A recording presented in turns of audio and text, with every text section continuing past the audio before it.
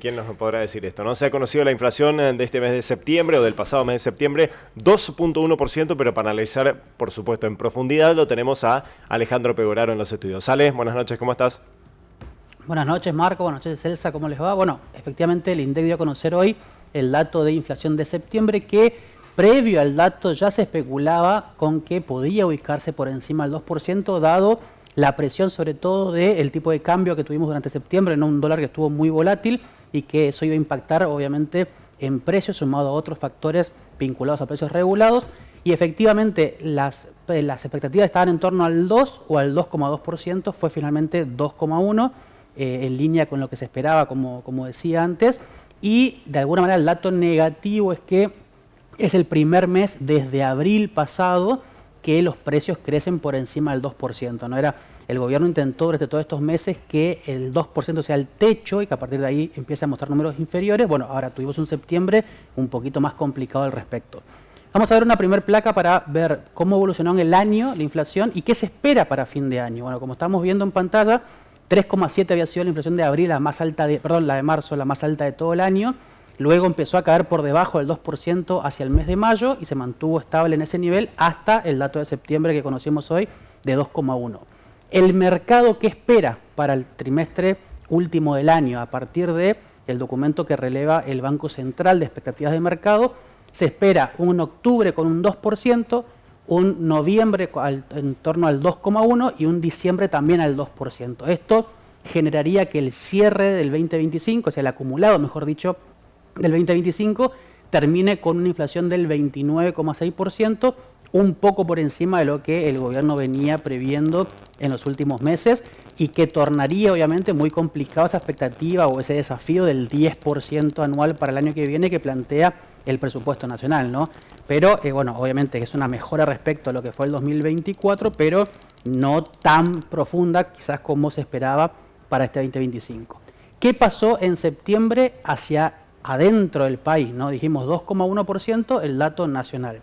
En las regiones, ¿qué pasó? Si vemos la siguiente placa, vamos a ver de que en la Patagonia tuvo la inflación más alta de septiembre con 2,4%, la región del Gran Buenos Aires estuvo a tono con el total nacional con 2,1%, el NOA creció 2,2% y la Pampeana 2%, y aquí se destaca el caso del NEA, de nuestra región, donde los precios crecieron al 1,8%, la más baja de todo el país, la única que no superó el 2%, y de esta manera ratifica un sendero que ya venía mostrando en los meses previos de una inflación inferior al total nacional.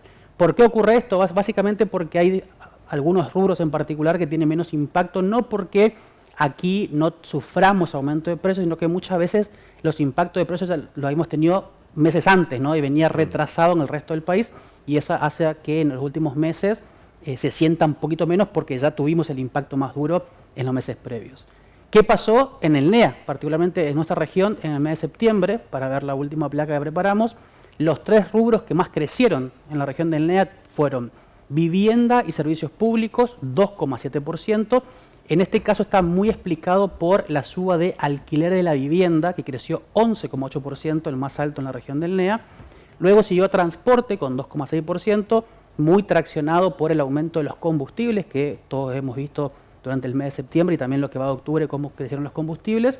Y finalmente, 2,5% lo que es la categoría de prenda de vestir y calzado, que es la tercera división que más creció en septiembre en la región, que está explicado particularmente por lo que es la indumentaria y los artículos textiles, que crecieron por encima del 3%. Y por la temporada también. Porque claro, la nueva temporada de verano. También tiene exactamente... Hay que cambiar el placar, Ale. Exactamente. Hay que renovar. Hay que renovar el placar, quienes puedan, bienvenido sea, ¿Podrán? Se complica un poco. Pero bueno, fíjate que prendas de vestir y calzado, por ejemplo, creció, fue el que tercero más creció en septiembre, pero cuando uno ve el acumulado de lo que va de la era Milei, en el NEA creció mucho menos que el nivel general de precios, ¿no? Pero bueno, ahí ya entramos en una discusión de precio indumentaria que explica, entre otras cosas, también la cuestión de las importaciones, ¿no? Que creció mucho el último tiempo de Shine, de Temu y demás marcas que están con un volumen de importación de ingreso de productos muy importante. Claro. Bueno, pero lo que decías al principio de tu análisis es lo controlable, era lo esperable. Hasta el momento estamos con estos números en nuestra economía, o de la marcha de la economía, bajo control, podemos decir. Está relativamente estable en un nivel que quizás no era el deseado por el gobierno, quizás para esta altura del año el gobierno hubiese querido que esté estable en torno al 1,5, al 1,3, como para llegar a su meta de fin de año. Está estabilizada en un 2%, punto más, punto menos, ¿no? Pensemos que en agosto y en julio la inflación había sido de 1,9, ahora fue 2,1. Entonces está estabilizado en un nivel quizás no tan bajo, repito, como el que estaba deseado, pero obviamente que hay que ver qué pasa con todos los anuncios que están ocurriendo en estos últimos días, vinculados al swap con Estados Unidos, vinculado a cómo se mueve el tipo de cambio y demás, para ver de qué manera proyectar el fin de año, más allá de lo que mostrábamos al principio, de qué es lo que el mercado ve, pero siempre lo que ve hoy, ¿no? Pero en la Argentina, obviamente que de aquí a diciembre falta mucho tiempo. Y un último punto a destacar, que vamos a desarrollarlo después en otra edición del Noticiero Central más puntualizado, es que hoy el INDEC, en el reporte de inflación, ya dio a comunicar, informó mejor dicho, que a partir de enero del 2026 arranca la publicación de la nueva medición de inflación actualizada según los ponderadores de la canasta de precios que se mide por la última encuesta nacional de hogares que data del 2018. Recordemos que la canasta de precios que hoy se mide surge de una encuesta de gasto de los hogares que es del 2004 y eso llevó quedó a viejísimo. Exactamente, eso llevó a que muchos sectores, muchos analistas critiquen la falta de representatividad del índice de precios actual porque está desactualizado en términos de cómo ponderar, qué peso darle a sectores, a rubros específicos de gasto en función de los hábitos actuales. No es lo mismo hoy, por ejemplo, el costo de Internet en los hogares, que es un bien esencial, a lo que era en el 2004, donde muy pocos hogares lo tenían, entre otras muchas cosas. Así que a partir de enero arranca la nueva medición del INDEC, que va a venir empalmada con la serie actual, como para tener una comparación en el tiempo. Y bueno, vamos a ver de alguna manera cómo repercute este nuevo índice y qué tanta diferencia podría mostrar con la situación de ahora o no. Claro, hay que ver si repercute para arriba o para abajo, digamos, esta nueva medición. Siempre que sea el fiel reflejo de lo que realmente ocurre con la economía y con la sensación de los habitantes. ¿Vos viste que nos mintió tanto tiempo el INDEC que...